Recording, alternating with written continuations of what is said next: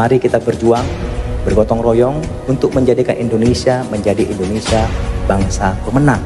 Karena kita sekarang sedang dijajah sebenarnya. Kita sekarang sedang ada pihak-pihak yang punya kepentingan. Kalau kita tidak bisa menjaga itu semua, nggak bisa mengantisipasi, Indonesia akan menjadi negara yang kalah. Tinggal nama. Dan akhirnya NKRI Pak harus harga mati. Itu tidak boleh ditawar-tawar.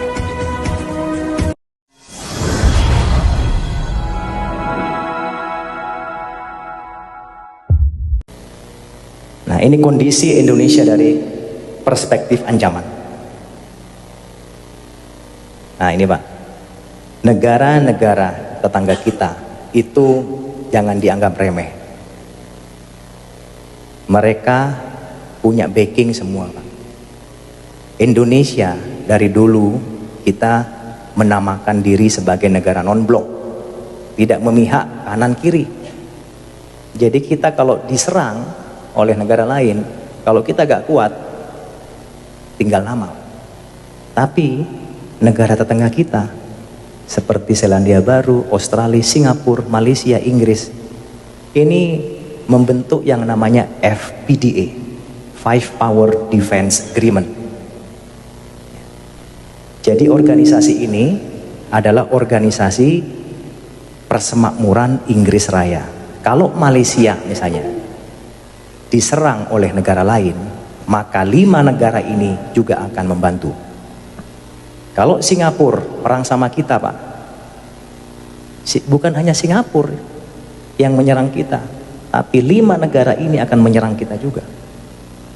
Makanya mereka bergaya Pak, gak takut. Malaysia sudah mencaplok Sipadan Ligitan, kalah kita. Nah ini di belakangnya banyak nih, ada Selandia Baru, ada Australia, ada Inggris, kalah. Sipadan Ligitan lepas ke Malaysia. Ini Pak, Sipadan Ligitan, Blok Ambalat, ini Malaysia. Singapura yang negaranya kecil, ya, sebesar kota Malang, dia berani-beraninya Pak melaksanakan reklamasi pantai ke arah kita. Berani-beraninya dia tidak setuju menolak nama KRI Usman Harun. Apa hubungannya? Kok berani negara kecil? Ya berani karena ini Pak di belakangnya. Indonesia takut. Tapi kemarin Indonesia sempat tegas. Oh nggak peduli. Bagi saya Usman Harun itu adalah pahlawan. Bagi Anda mungkin ya silakan. Pemberontak kami gak ada urusan. Tapi bagi kami Usman Harun adalah pahlawan. Nah, itu hebat. Berani kita. Kayaknya tetap mereka tidak ngungkit-ngungkit lagi. Nah ini Pak, ini salah satu bukti negara kecil kok berani gitu loh ke Indonesia. Kurang ajar gak kira-kira? Ngelama dia. Lawan Malang aja Arema gak berani. Lawan Indonesia ya, kurang ajar. Australia, nah, menyadap pejabat tinggi kita, disadap. SBY, ya, bayangkan. Ini negara tetangga kita, jangan dianggap remeh, ini bisa berbahaya pada kita. Ini skenario Pak. Bayangkan, ini sudah mulai disetting, diskenariokan, Tiongkok nanti akan mendapat bagian Kalimantan. FPDA, Australia semua tadi itu, Inggris, Malaysia, Pulau Sumatera dan NTT.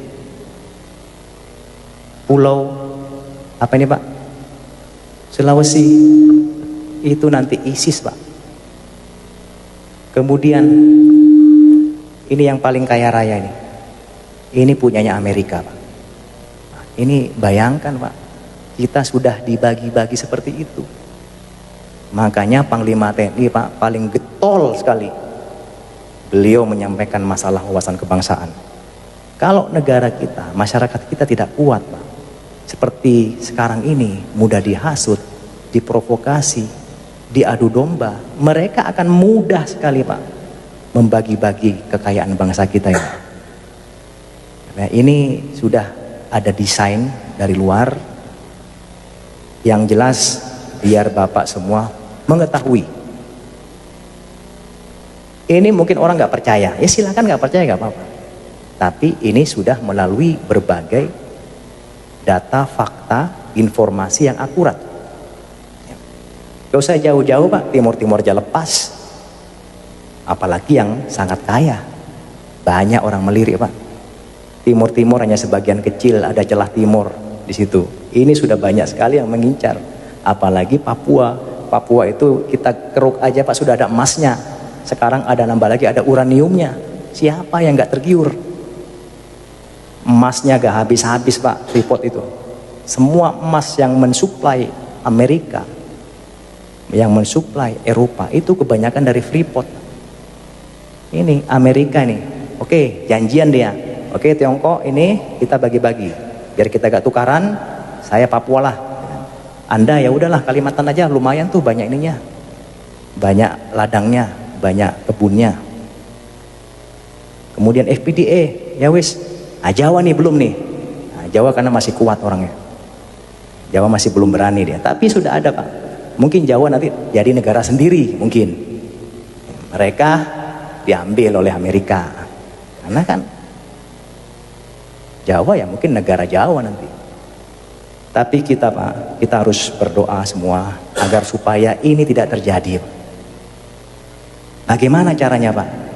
Kalau gak kita antisipasi, kita tinggal nunggu bom waktu aja Pak. Ya, the end, habis sudah tinggal nama seperti Sriwijaya dan Majapahit. Saya tanya Pak di sini, apakah Bapak menjamin 10-20 tahun ke depan Indonesia masih utuh? Menjamin nggak? Nggak ada yang menjamin Pak. Apakah NKRI masih utuh? Nggak ada yang menjamin. Uang Timur-Timur lepas, sudah bukan NKRI lagi, itu kurang satu dah. Nanti lepas-lepas semua, tinggal negara Jawa. Ya udah, kita aja di sinilah. Ya kan? Ini Pak, kalau gak diantisipasi dengan baik, bisa terjadi Pak. Tidak ada yang tidak mungkin. Seperti dulu waktu masyarakat zaman Sriwijaya maupun zamannya Majapahit, oh gak mungkin Majapahit lepas hancur, kita kuat kok. Negara asing gak mungkin berani ke sini. Kita punya pasukan, bala tentara yang sangat hebat. Gak ada yang menyangka. Tapi negara asing lebih pintar Pak, diadu domba, diprovokasi, hancur dengan sendirinya. Sama, kita sekarang dalam proses seperti itu Pak. Kita diadu domba, kita dihasut, kita diprovokasi, di media sosial dibikin informasi yang ngarang-ngarang. Akhirnya kita terhasut, kita marah, berantem, mereka senang Pak. TNI Polri berantem, wah senang mereka. Wah, TNI-nya udah mulai sama polisi sudah berantem nih, wah senang.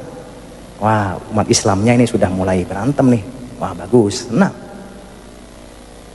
Oleh karena itu, Bung Karno pernah mengatakan Pak, perjuanganku lebih mudah karena mengusir penjajah, tapi perjuanganmu akan lebih sulit karena melawan bangsamu sendiri.